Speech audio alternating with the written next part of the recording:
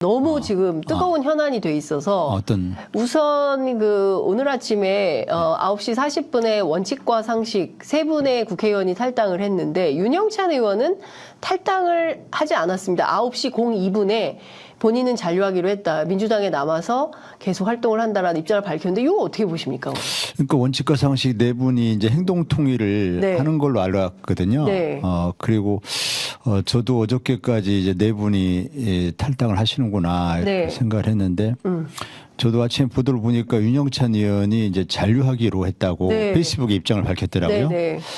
뭐 이유야 뭐 그 본인하고 직접 대화를 안 해봐서 잘 모르겠습니다만은 페이스북에 남긴 글로는 이제 민주당에 대한 애정을 이렇게 표시했어요. 네. 예, 그래서 그렇게 해석할 수도 있겠지만 그 부분은 지금까지 줄곧 고민해온 부분이 아니겠습니까? 그러니까요. 그런데 이제 탈당 기자회견 직전에 심경의 변화를 가져온 뭐 모종의 그 계기가 있지 않았을까 네. 이렇게 생각할 수 있을 것 같고 그것은 뭐 지금 논란이 되고 있는 이른바 현근택 발언 파문이겠죠. 네. 현근택 그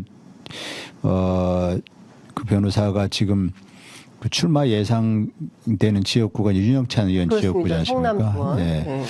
그래서 그것이 영향을 미치지 않았을까 이렇게 의심이 되긴 하는데 네. 제가 알 수는 없죠. 다만 실제로 그게 영향을 미쳤다면 네. 지금까지 원칙과 상식에서 주장한 내용들이 네. 전부 공천을 못 받을 것 같으니까 네. 주장했다는 그런 공격을 받기 쉽지 않습니까? 네. 그러다가 내가 공천을 받을 수 있겠구나 생각이 드니까 갑자기 예. 또 잔류를 결정하는 예. 그렇게 까마귀 날자 뭐 배 떨어졌을 수도 있습니다. 네. 그렇지만은 시점으로 볼 때는 그거 말고는 설명하기가 좀 어려운 것 같습니다. 그러니까 어제만 하더라도 어제 조홍천 의원의 SBS 라디오 인터뷰 그리고 오늘 아침에 그 MBC 시선집중에 출연했던 이원욱 의원의 인터뷰 내용을 종합하면 우리 4명 싹 다 탈당합니다. 이재명 사당화 더 이상 지켜볼 수가 없고 당내 민주주의 이대로는 안 되고 통합비대위 받지 않으면 우리는 나가기로 했다. 시간은 9시 40분이다라고 했는데 9시 02분에 윤영찬 의원이 기자들에게 메시지를 보내서 본인은 남기로 했다. 그 38분 차이에 무슨 큰 변화가 있었을까요? 그러니까 그 사이에 이제 이 현근택 발언 파문이 이제 보도된 시점이 네.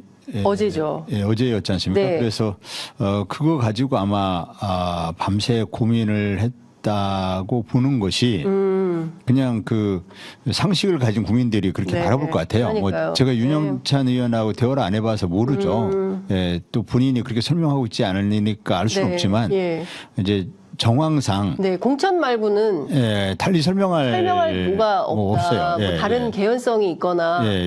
자, 이렇게 예컨대 쭉 그 발표 직전까지 계속 그 민주당에 대한 어떤 미련 또는 애정을 가지고 민주당의 이른바 뭐 구분 소나무 이렇게 운운하면서 이렇게 애정을 갖고 있었으면은 마지막까지 고민하겠다라고 했어야 맞거든요. 네, 근데 탈당하겠다라는 것은 또 4명이 행동통일하고 탈당하겠다는 것은 이미 공언한 상황이기 그렇죠. 때문에 갑작스러운 심경의 변화라고 볼 수밖에 없고 그것은 이제 현근택 파문 이거 말고는 설명할 길이 현재는 없죠. 예, 그러니까 사실상 현근택 변호사가 현근택 변호사랑 경선하지 않아도 되는 이유가 되고 이렇게 되면 민주당 후보로 본인이 단수 공천을 받아서 출마하면 당선될 가능성이 높으니까 잔류하겠다라고 의심하지 않을 수 없는 상황인 것 같다. 현재 정황은 그렇습니다. 그것이 합리적인 의심이죠. 원칙과 상식에 같이 했던 나머지 세 분도 굉장히 황당하실 것 같아요.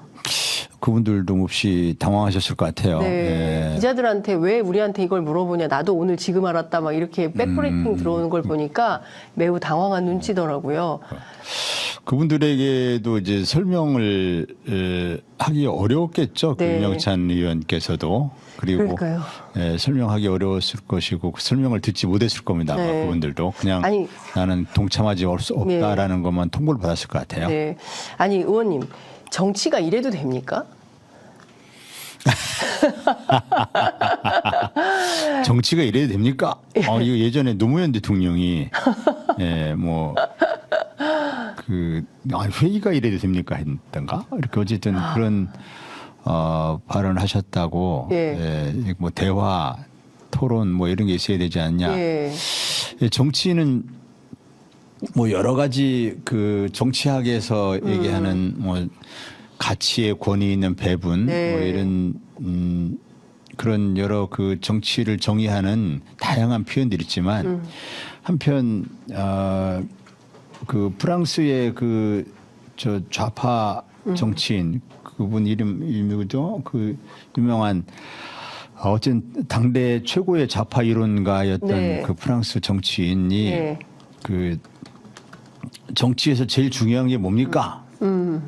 그러면 이분이 그 좌파 정치 그 대가고 네. 그래서 당연히 뭔가 이념적인 거 얘기하고 해야 되는데 이분이 선거에서 이기는 겁니다. 네. 이렇게 대답했다고 합니다. 그만큼 이제 선거에서 지면은 네. 뭐 본인이 아무리 고상한 이념이나 뭐 목표를 가지고 있었다 하더라도 네. 그것을 실현할 방법이 없으니까 일단 선거에서 이기는 거에 정치인들이 집중하는 것은 좀 불가피하다고 봅니다. 네. 예. 뭐 그럴 수는 있죠. 예. 예. 그렇지만 이런 방식으로 누가 보더라도 참 그동안 그런데 했던 좀 본인의 주장과 가치에 배반하는 이런 그렇죠. 행동. 좀 길게 봐야죠. 길게. 예. 예, 길게 봐야 되고 네. 본인이 이제 지금 말씀하신 것처럼 가치나 명분을 계속 내세우다가 네. 결국은 그 모든 것이 물론 이제 속마음을 알 수는 없지만 네. 그 모든 것이 공천 못 받을 것 같으니까 또 네. 이제 와서는 공천을 받을 수도 있을 것 같으니까 네. 탈당을 한다고 했다가 다시 번복했다가 예. 이런 그런 처신을 하는 것은 일단 그것이 사실이라면 예. 네, 그런 의심이 맞다면 그것은 이제 정치인으로서 너무 책임 있는 정치인으로 모습과 좀 거리가 멀죠. 좀 기회주의적인 행태 아닌가요? 그렇죠. 예. 네. 좀 너무하지 않느냐. 네. 그럼 지금까지 원칙과 상식에 몸담으면서 주장해왔던 그 많은 어떤 민주당에 대해서 비판적인 언사 이런 네. 것들은 뭐였냐 이거죠. 그렇죠. 예. 그 이낙연 전 대표가 제일 당황할 것 같다는 얘기가 나오거든요. 아마 그러지 않을까 네. 싶네요. 네. 우리가 이제 알고 있기로는 이낙연 대표와 가장 가까운. 가까운 정치인 중에 한 네. 분이 윤영찬 예. 의원인데 이분이 이제 탈당을 하고 이낙연 대표께서도 그 윤영찬 의원의 탈당을 예상하고 있었을 것 같은데 네. 이제 그 좀 변수가 생긴 거죠. 그러니까요. 어쨌든 민주당 안에 뭐 지금 보면 이낙연 신당, 원칙과 상식 신당 이분들이 뭐 합쳐져서 이준석 전 대표 신당하고도 같이 합쳐질 가능성도 있고 그래서 뭐 제3지대 파이가 커진다 이런 전망도 있는데요. 이게 민주당한테 끼치는 영향은 클까요? 뭐 다양한 분석이 있을 수 있겠습니다만은 저는 좀 미미할 것이라고 보는데요. 네. 우선 이제 크게 보면 선거 뭐 대선을 앞두거나 총선을 앞두고 이렇게 탈당하고 네. 또 뭐 신당을 만든다고 뭐 이렇게 창당을 하고 특히 제3지대 신당 이러면서 여러 가지 시도가 지금까지 있어 왔지 않습니까? 네, 그 중에 성공한 경우는 단 한 번도 없었습니다. 그래서 이번에도 그 이제 신당 한다는 분들의 이제 이준석, 이낙연 네. 쪽에 현재 특히 이낙연 신당 쪽은 그쪽으로 가겠다라고 하는 네. 현역 의원이 한 명도 없는 상황이잖아요. 네, 이제. 그렇죠. 그 이준석 신당은 뭐 어떨지 모르겠는데 이준석 신당이 이낙연 신당과 지지율 격차가 벌어질 경우에 네. 이준석 신당에서 굳이 이낙연 신당을 끌어안으려고 할까? 네. 그 좀 그렇지 않을 수 있다고 보거든요. 네, 네. 얻는 것보다 잃는 게 더 많을 수 있기 때문에 네. 이낙연 신당은 본래 좀 그 이렇게 지지율이 미미할 것 같고 네. 본래 별 의미가 없을 것 같고 이준석 신당은 약간 변수인데 네. 영남권을 중심으로 어느 정도 파급력이 있지 않을까 이렇게 예상을 하는데 이준석 신당과 이낙연 신당이 이렇게 합쳐지지 않을 가능성이 좀 높다고 봅니다. 그래서 이낙연 신당은 그냥 흐지부지 이렇게 예. 찻잔 속의 태풍처럼 흐지부지 소멸될 가능성이 전 높다라고 보고 네. 이준석 신당은 나름대로의 그 파급력이 좀 있지 않을까라고 보는데 전체의 내년의 그 선거 판세에는 큰 영향은 없을 것이다. 네. 특히 이제 민주당 입장에서는 이준석 신당이 그만 좀 이렇게 세력을 형성하고 이낙연 신당은 이렇게 소멸을 되면 네.